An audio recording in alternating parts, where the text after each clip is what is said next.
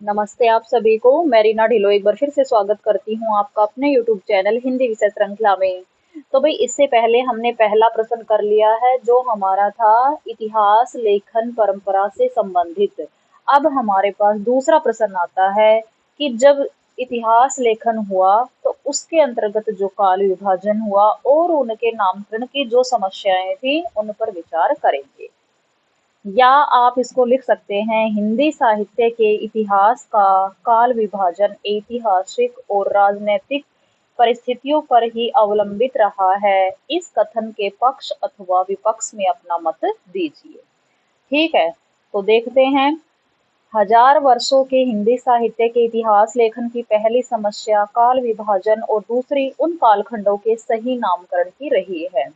आचार्य रामचंद्र शुक्ल के अनुसार सारे रचना काल को केवल आदि, मध्य, पूर्व, उत्तर इत्यादि खंडों में आंख मूंद कर बांट देना, यह भी न देखना कि खंड के भीतर क्या आता है क्या नहीं, किसी व्रत संग्रह को इतिहास नहीं बना सकता।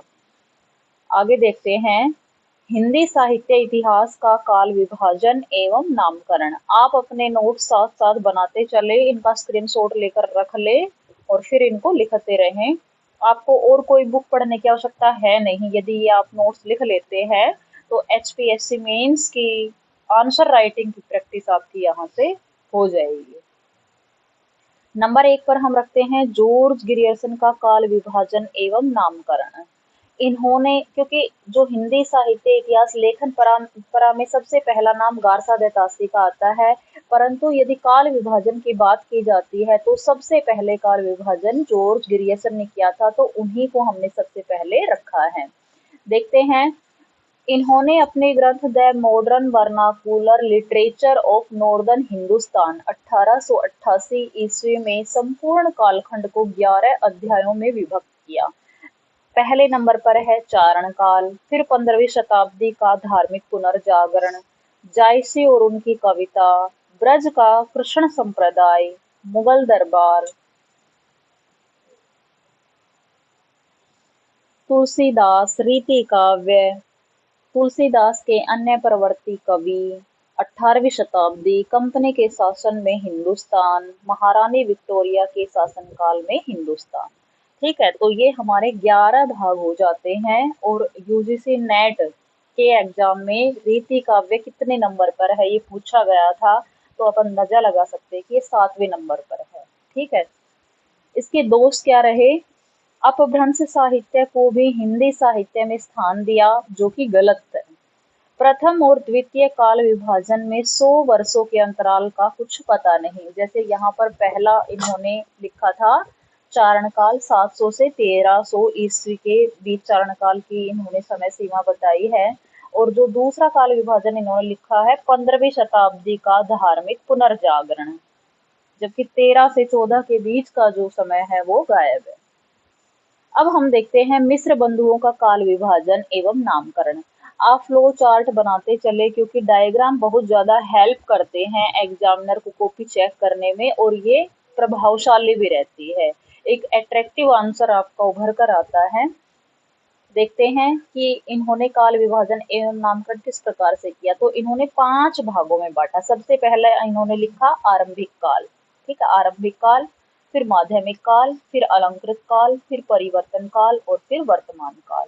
अब आरंभिक काल को इन्होंने पुनः 2 भागों में बांटा है, उत्तर आरंभिक काल, पूर्व आरंभिक काल। माध्यमिक काल को फिर 2 भागों में, पूर्व माध्यमिक काल और प्रौढ़ माध्यमिक काल। अलंकृत काल को पूर्व अलंकृत काल और उत्तर अलंकृत काल। इन दोनों को इन्होंने किसी में भी नहीं बांटा है। परिवर्तन काल नाम तो एकदम ही गलत हमें नजर आ रहा है, क्योंकि हम ऐसे ही किसी काल का नाम परिवर्तन नहीं लिख सकते, क्योंकि परिवर्तन तो स्वाभाविक है। अब इनकी जो समय सीमा है वो भी देख लेते हैं। आरंभिक काल की जो समय सीमा है वह कुल तो हो जाएगी 700 से 1444 ईस्वी, लेकिन अलग अलग हम करते हैं। तो पूर्व आरंभिक काल की 700 से 1343 ईस्वी संवत। ठीक है, संवत 20वीं संवत है, ना कि ईस्वी है। उत्तर आरंभिक काल में 1344 से 1444 ईस्वी संवत। पूर्व माध्यमिक काल 1445 से 1560। प्रौढ़ माध्यमिक काल 1561 से 1680। पूर्व अलंकृत काल 1681 से 1790, उत्तर अलंकृत काल 1791 से 1889 ईस्वी। परिवर्तन काल 1890 से 1925 और वर्तमान काल 1926 से अब तक। तो ये हो गया हमारा मिस्र बंधुओं का काल विभाजन। ये तीन भाई थे, शुक, श्याम और गणेश। उसके बाद देखते हैं आचार्य रामचंद्र शुक्ल का काल विभाजन। तो उन्होंने संपूर्ण काल को 4 भागों में बांटा है। सबसे पहला है वीर गाथात्मक, फिर भक्ति काल, फिर रीति काल और फिर गद्य काल। ये तीनों ठीक है, जबकि वीर गाथा काल इन्होंने सही नहीं दिया है। इसकी जगह जो हजारी प्रसाद द्विवेदी ने आदिकाल नाम दिया है वही सर्वमान्य है। डॉक्टर राम कुमार वर्मा ये इनके शिष्य थे। इनका काल विभाजन देखते हैं। इन्होंने सबसे पहला जो काल लिखा उसका नाम दिया संधि काल, दूसरा चारण काल, तीसरा भक्ति काल, चौथा रीति काल, पांचवा आधुनिक काल।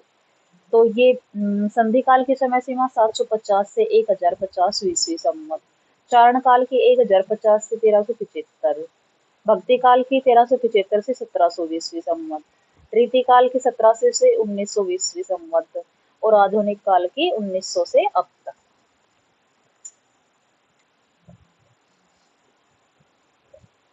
अब देखते हैं डॉक्टर बच्चन सिंह का।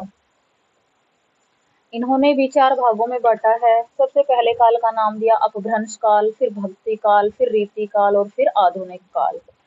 अपभ्रंश काल की समय सीमा इन्होंने नहीं बताई है। भक्ति काल की समय सीमा इन्होंने रखी है 1400 से 1650 ईस्वी। रीति काल की समय सीमा इन्होंने 1650 से 1857 ईस्वी रखी है। आधुनिक काल की 1857 से अब तक। इसके बाद आते हैं डॉक्टर गणपति चंद्र गुप्त।